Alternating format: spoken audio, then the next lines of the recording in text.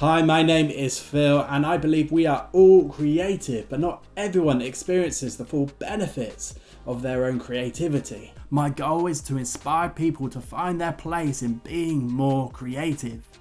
Even though we are all inherently creative, it's not the status quo and is often misunderstood. In reality, embracing creativity requires a shift in mindset and culture. But it's not always about thinking outside the box, but thinking within the box. At the same time, it's very punk at its core because creativity is all about being a rebel, doing things differently. At its heart, creativity is a rebellion against the way life tells us things should be. I'm here to tell you that you are creative. Welcome to Creative Rebellion. Let's go and create. Welcome to my brand new podcast, Creative Rebellion. I've had the privilege of working in the creative field for over 20 years, and I've seen the positive effects in my life and other people's lives. And as I've thought and wondered about how to improve myself and help others be creative, I've come to this place where I'm making this podcast. You see, I deeply care for people and want them to achieve the best things they can in life, and I fundamentally believe that means that we all need to be more creative. So here we are. Join me on this journey. This is for you if you are creative, if you're in the middle, if you don't think you are creative. I'm making this because creativity is beautiful and it can empower us to do bigger and better things in our lives. This first episode is called Artistry Versus Creativity. Now, if you've known me for a little while, I'm very passionate about this topic, and this is the message you've probably most likely heard. I've honed it, I've developed it to what we have today. You see, we often get these two things confused. But before we go into the details of that, I'm going to tell you a little bit about my creative history, and I'm going to start with drawing.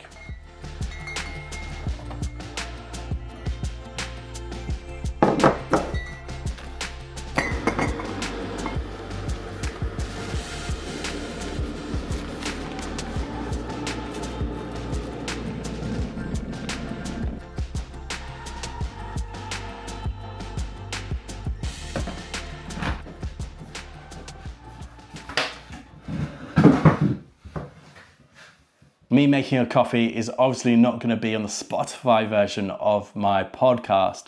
Talking of Spotify, if you already like what you see here on YouTube, why didn't you hit that subscribe button? I have a very low goal of 100 subs. So click it and trust me, you'll make me so happy today.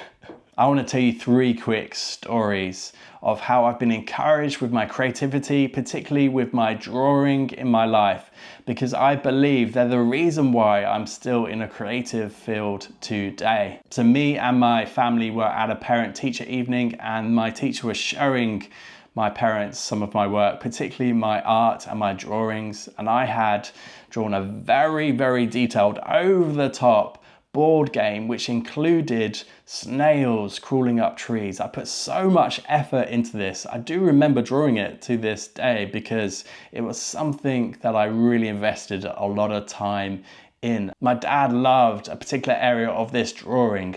There was a snail crawling up a tree amongst the Amazonian forest and the pyramids that I had drawn on this game board, and he praised me for it, and I remember feeling special and honored, and I just wanted to continue that.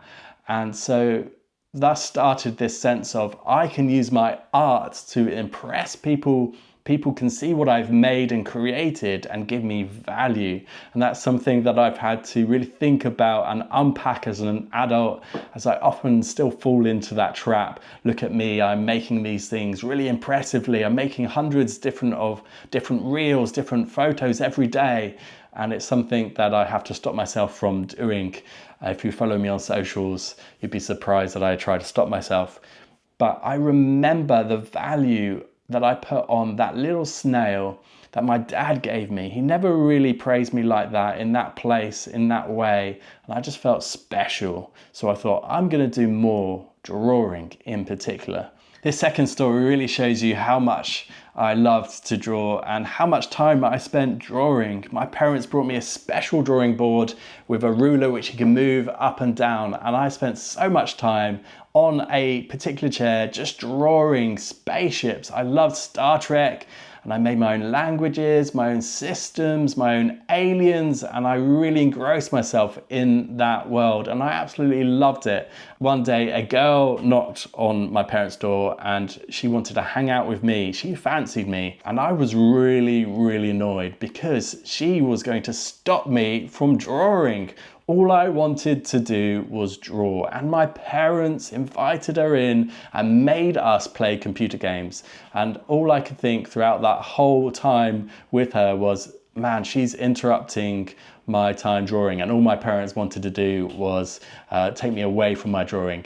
She later asked me out a week later, I think in year 7, and I said no, perhaps because I wasn't so happy with how she interrupted me and my drawings. This third story, I feel like I'm reading from a book. Someone has written it about someone else. I had a favourite art teacher, Mr. George, in secondary school. And actually he did a really annoying thing that wound up a lot of pupils, where he would look at a work, someone would bring them something they've made or creative, he would spend some time looking at it, and he would say to them, I want to know if this annoys you, it is not finished. Now this used to drive so many people up the wall because they couldn't work out why it wasn't finished. I think a lot of people didn't really enjoy art or making things, and they just presented things before it was done because they wanted to just be done. And he would do this method time and time again, and I would look at it, and I learned quite a lot from that method. And I would look at my work and ask that question, is it finished? And perhaps I need to do that today. Is this bit of work finished, or do I need to invest some time in it? Anyway, I had some homework and I went away and did this homework. It was to draw something, perhaps in the house. Can't quite remember. Sadly, I don't have the drawing. And I spent so much time putting so much detail into this, needless detail, a needless and over the top amount of time drawing this particular piece of work. And I handed it in. And straight away, Mr. George was really cross with me. I thought, oh no, what have I done? And he said to me, you've cheated. Your mum and dad have helped you with your homework. And I said, no, trust me, I've done this all myself. He didn't believe me. He called my parents. And by the way, is that a thing? Do you call people's parents these days? Do teachers call parents? And he said, hey, Phil has cheated. You've helped him cheat. And they said, no, trust me. He's done this himself. And I really love that story because it shows you again how over the top I was with putting so much effort into drawing in particular to get that feedback from people. But to say that I was in a very privileged and lucky position of being praised and people seeing how good I was, particularly at drawing, and it encouraged me in my thinking, in my creativity, and how I did everything in my life. And again, without that, I don't think I would be here today as a creative making things. Maybe I would have found another way. Maybe I would have found a different pattern of believing in my own creativity. But due to those 3 stories in particular, I am here making today. And I do think there is a connection between someone looking at what you're making and praising it, and someone looking at your work and criticizing it. And I've got a story for you about that right now.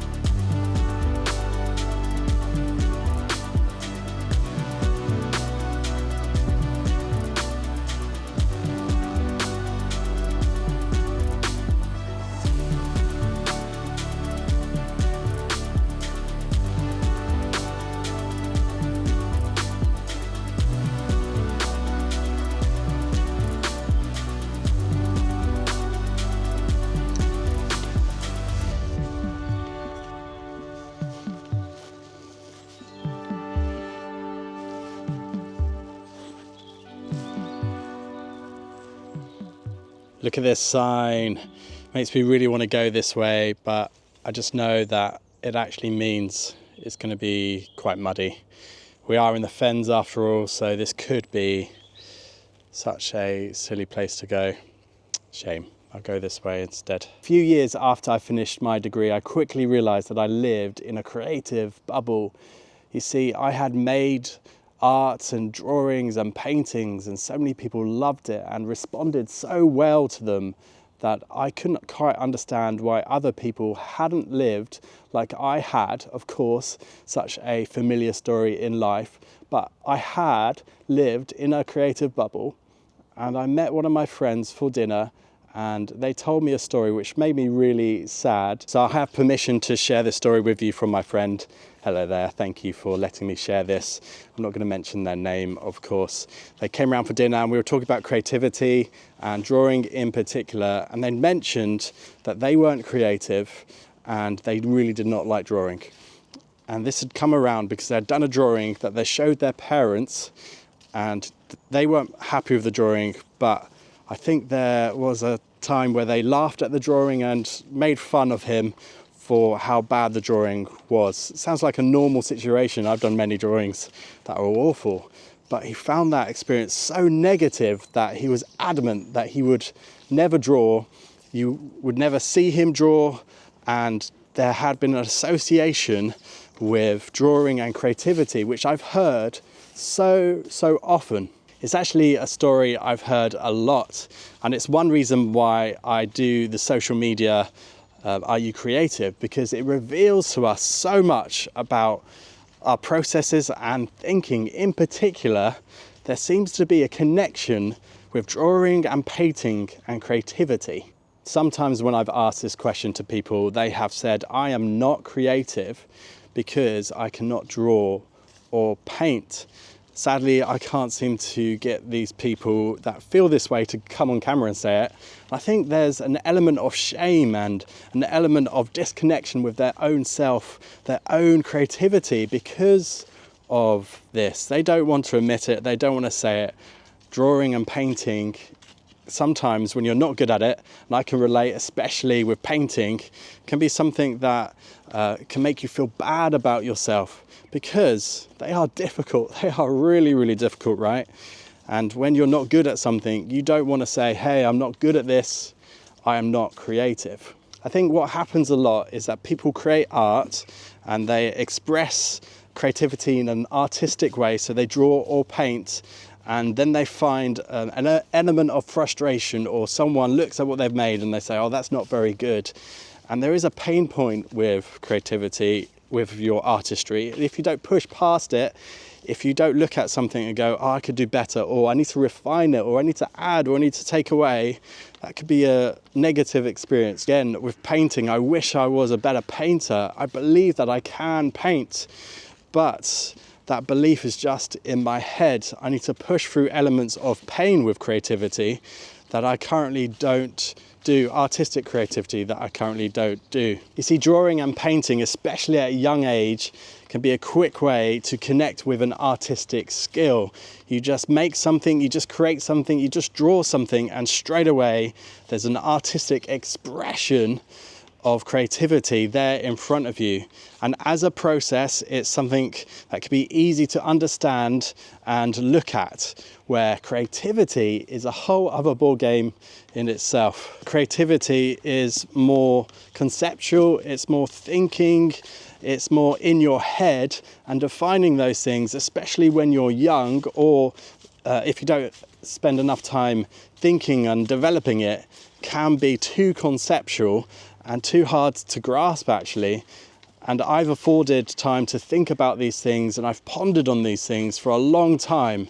And that's why I think that I have an element of understanding to do with creativity, an element of understanding to do with how it affects us all, and how we're all creative, despite us not always connecting with the artistic expression, that side.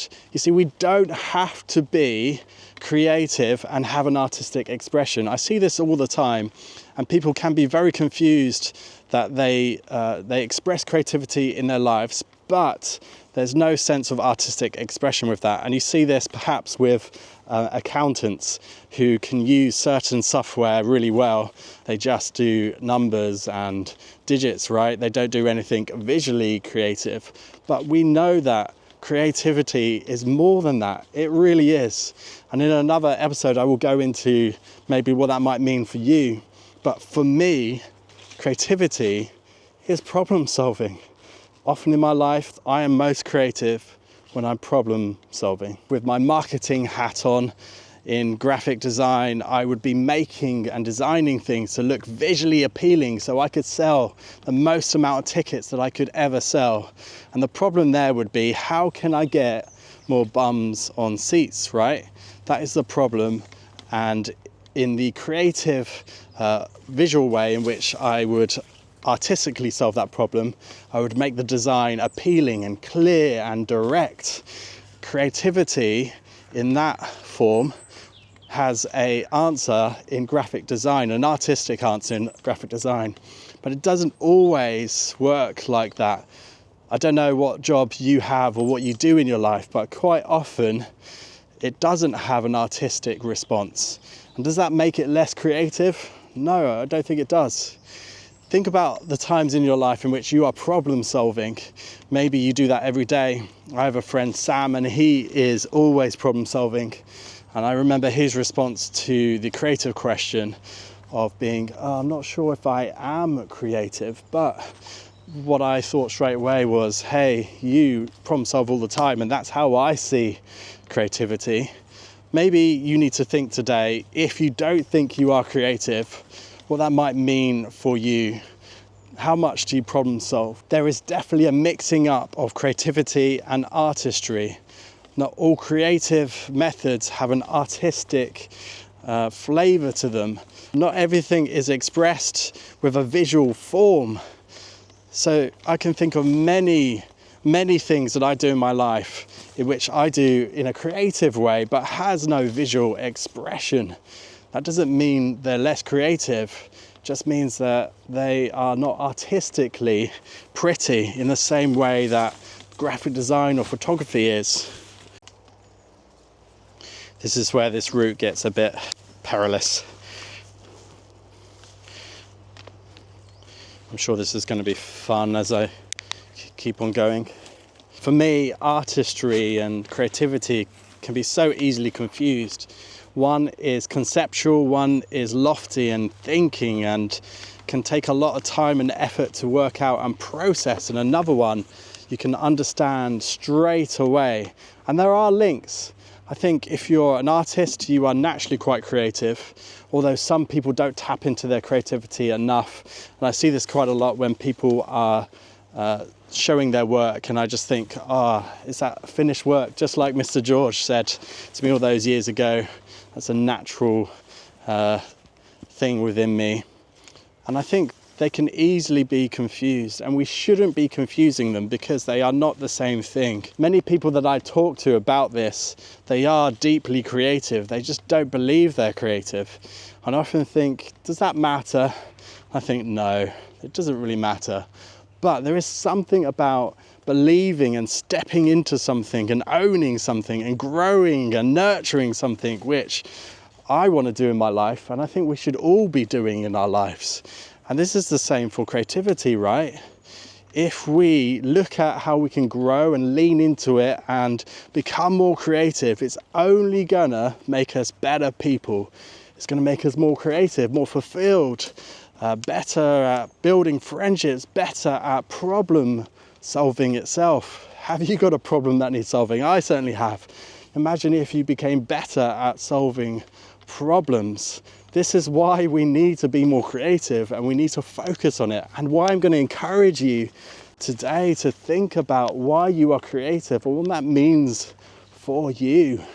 I know some of this is really easy for me to say because I am at another point in my life where I don't find any visual creativity, visual artistry to do with my creativity that hard. I really enjoy it and I find it really fun and fulfilling, but doesn't mean for me that it's not hard, it's not difficult, that I don't have to push through and understanding elements of creativity and problem solving in my life have really benefited everything that I do. My marriage, my relationships, it really pulls into every part of my life. That's the best tree there, look, with the moss on it. It looks really epic, splayed out. I'm a tree.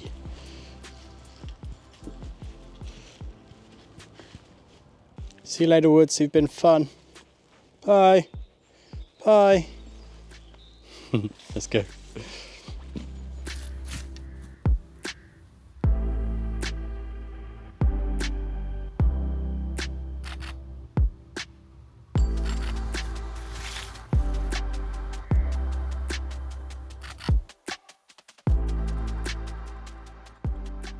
I've tried to think of an image that best describes creativity, and this is what I've come up with.